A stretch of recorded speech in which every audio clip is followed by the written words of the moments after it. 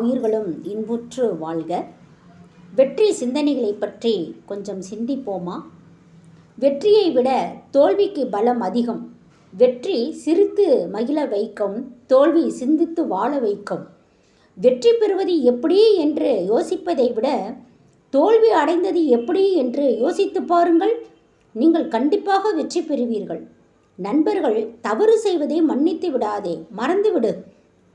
ஏனெனில் அவர்கள் உன் உறவுகள் அல்ல, உணர்வுகள். நாக்கிற்கு எலும்புகள் இல்லை, ஆனால் இதயத்தை உடைக்கக்கூடிய அளவிற்கு வலிமை உள்ளது. சராசரி மனிதர்கள் வெற்றி பெறுவதற்கு ஜாதகம் பார்க்கிறார்கள். சாதனை மனிதர்கள் வெற்றி பெறுவதற்கு வேலை பார்க்கிறார்கள்.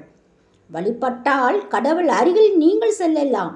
சேவை செய்யுங்கள், கடவுள் உங்கள் அருகில் வருவார். சுற்றி இருப்பவர்கள் சொல்வதை கேட்டுக்கொள், கற்றுக்கொள். தீர்மானிப்பது நீங்களாக இருக்கட்டும். நேர்மையான மனிதர்களுக்கு சக மனிதர்கள் உதவாவிட்டால் இறைவன் உதவுவார்.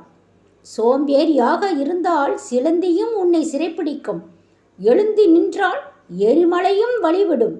மன்னித்து விடுங்கள் உங்களை ஏமாற்றியவர்களை.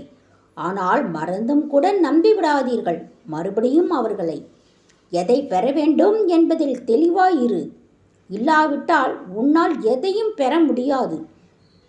நேசிப்பதெல்லாம் கிடைத்துவிட்டால் கண்ணீர் துளிகளுக்கு மதிப்பு இல்லை. கிடைப்பதெல்லாம் நேசித்து விட்டால் கண்ணீருக்கு அவசியம் இல்லை. வாழ்வியலின் இந்த அம்சங்களை நன்கு புரிந்து கொள்ளுங்கள்.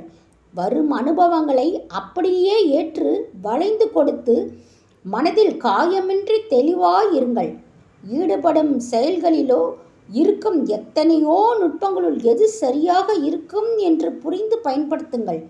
வாழ்வில் நாம் பெறும் ஒரு வெற்றி அதற்கு முன்னால் நாம் அடைந்த பல தோல்விகளை அடையாளம் தெரியாதபடி அழித்துவிடும்.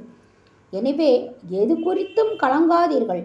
எங்கும் வெற்றி, எதிலும் வெற்றி என்ற தாரக மந்திரத்தை உள்ளத்தில் விடாமல் ஒலிக்க செய்யுங்கள். முறையான உணவு, முறையான உடற்பயிற்சி, முறையான தியானம், முறையான உழைப்பு, முறையான ஓய்வு என காலத்தை ஒழுங்குபடுத்தி கொண்டால் எங்கும் வெற்றி, எதிலும் வெற்றி என்பது சர்வ சாதாரணமான நிகழ்வாய் மாறும். திருச்சிற்றம்பலம்.